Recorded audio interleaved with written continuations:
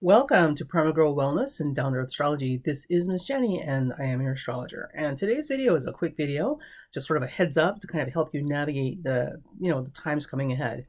So I don't know about you, but I know around here, a lot of the people I've been dealing with have been finding themselves waking up at 1 o'clock in the morning, 3 o'clock in the morning, for no apparent reason, and unable to go back to sleep, right? Because the brain is racing. Everybody's very hyper irritable, and really like edgy, really on edge, like a cat hanging off a screen or kind of thing. It's not been pleasant, and it's been going on for multiple days with multiple people, with multiple different life circumstances. So it's not all stress. Now, I just want to say, typically, when we have these experiences where everybody's like it's usually shown up after bad news cycles. But I know a lot of the people I've been talking to, like, we're also burned out. We're not even watching. I'm watching news, but they're not even watching the news. So it's not like they are aware of how bad the news cycle is. So that's not what's causing the edgy, like, kind of feeling that's, waking them up in the middle of the night. So it is, in fact, and if you've been feeling it too, okay, it is in fact positive ions. So now you're going, what the hell is she talking about? And now I'm going to explain. So positive ions are these molecules, right? These charged molecules that have a positive charge that are floating around the air all the time. It's not like they go anywhere, but there tends to be an overabundant concentration of them that precedes storm fronts moving through. So as a storm is moving in front of the storm are these positive ions that are traveling ahead of it, right? And positive ions, overabundance of positive ions have been shown to have a correlation with increased, ready?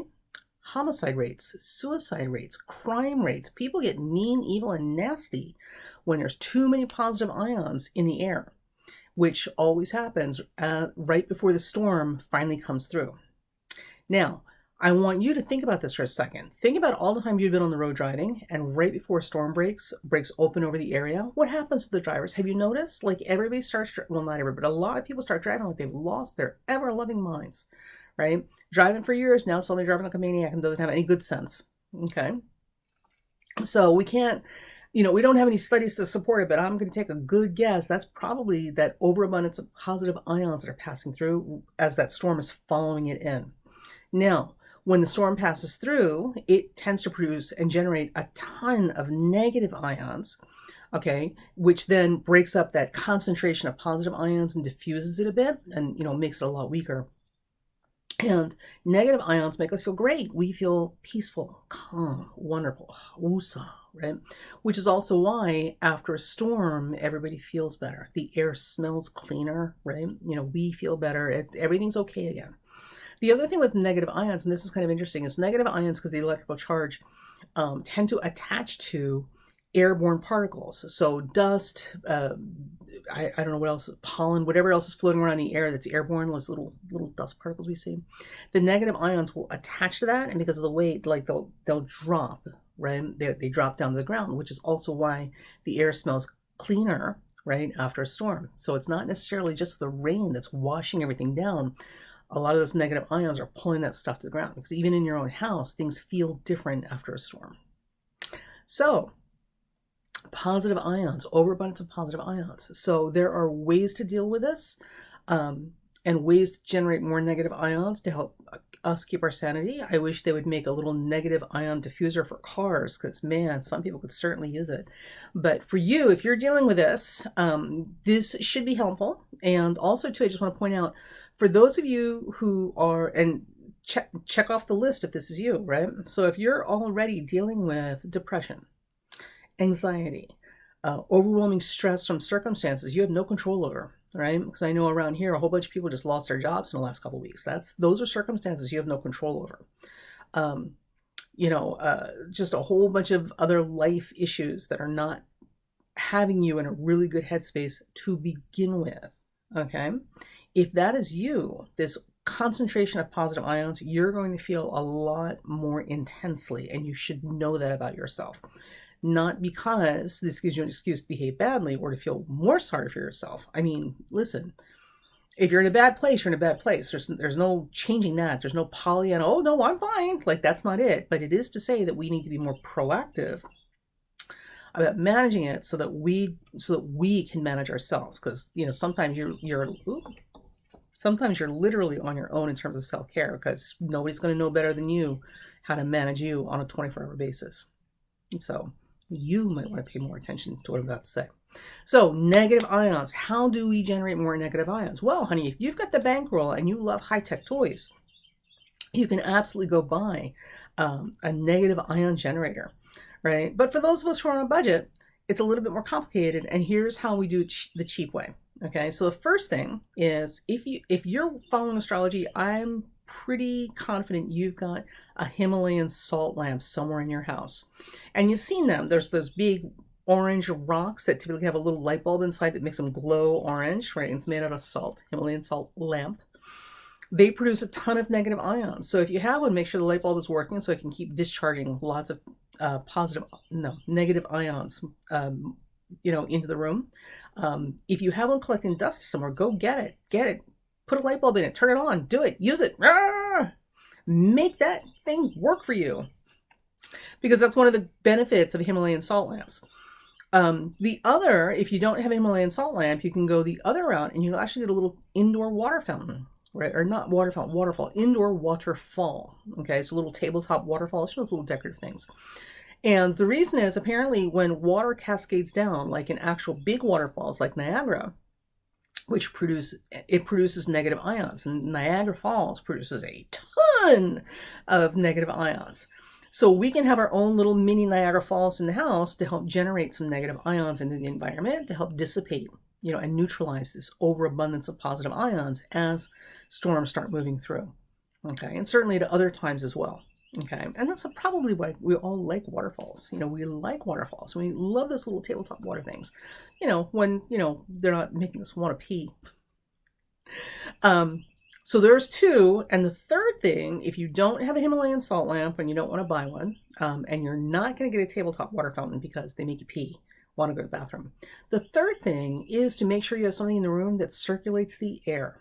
Okay, so like a little fan, just not pointed down at you, because circulating the air helps to generate negative ions and disperse the positive ions. So if you if you're one of these people that compulsively needs like air circulation in the room, right? You need to feel air moving. You might be sensitive to positive ion charges, right? And you're instinctively wanting to break that up and create negative ions to balance that out. I myself, because I just remembered about positive ions the other day, I'm very sensitive to non-moving air. I need air moving.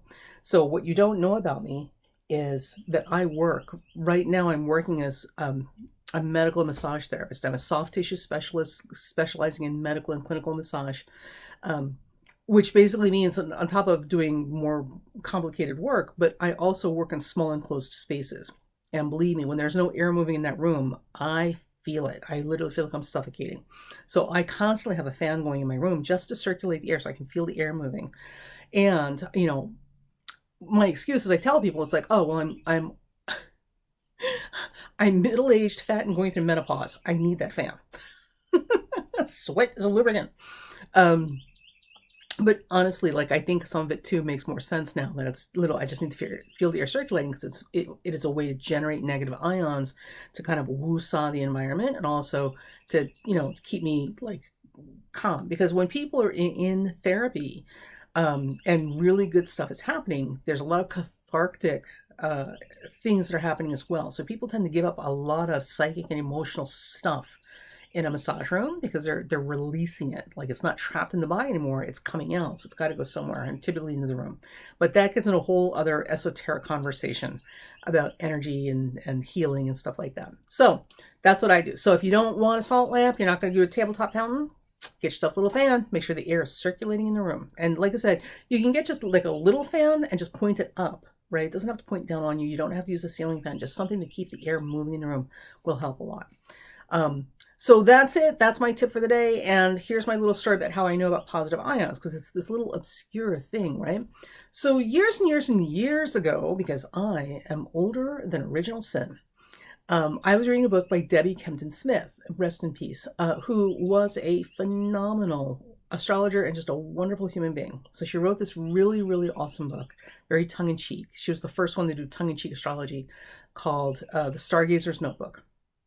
And in her book, she's explaining something, like a principle or something, and she's using this story about this valley in Germany that has a name for this, what they call like an ill wind that blows through. So in this valley, before a storm rolls through, positive ions, all those positive ions are coming before it, preceding it. But it's a valley, so they tend to concentrate and get trapped down in the valley for longer periods of time. And then, of course, what happens is the homicide rate goes up, the suicide rate goes up, the crime rate goes up, people get mean, evil, and nasty, and for no apparent reason. And then the storm comes through and negative ions like dissipates it and everything goes back to normal. So what they have a specific, I can't find my book, but she said they have a specific name for that air quality right before the storm that makes people miserable. It's an ill wind that blows through. They have their own special name for that. And it's because of the positive ion charge in the air.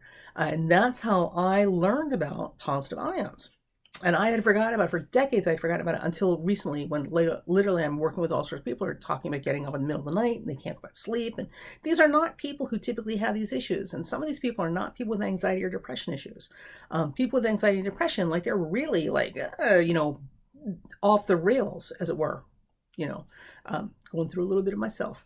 So I remembered it, and I've been talking about it for the last couple of days, and I wanted to share it with you because this might help. So we've got climate change issues. The storms are getting bigger.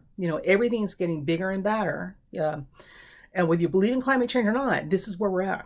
Okay. And with that means that the concentration of positive ions are going to be greater, right? And what we do know, while we don't have anything to substantially confirm that this is what's happening, the cause and effect of this, what we do know is there's absolutely, yes, Virginia, there is a correlation between an abundance or overabundance of positive ionic charge in the air and increased homicide, suicide, and just mean, evil, and nasty behavior. Crime rates skyrocket.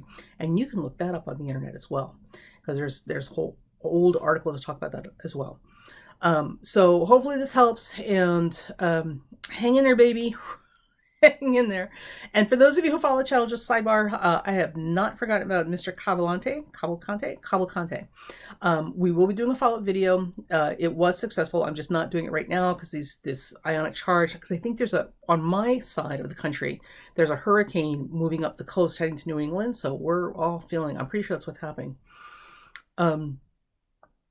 But so it was actually a success. We did not get everything exactly right, but we didn't expect to, because we were using a chart that's not ideal, a potential first sighting chart. But what we did get was really good. So I'll talk to you that chart and go over what worked and what didn't, or use that as a learning tool about the limitations of these charts and how better to use them, and what we learned from this, experience. And that's it. So you guys be safe and be well, and we'll talk to you later. And also, if you're interested, folks, I will at some point be starting a separate channel about health and wellness and massage.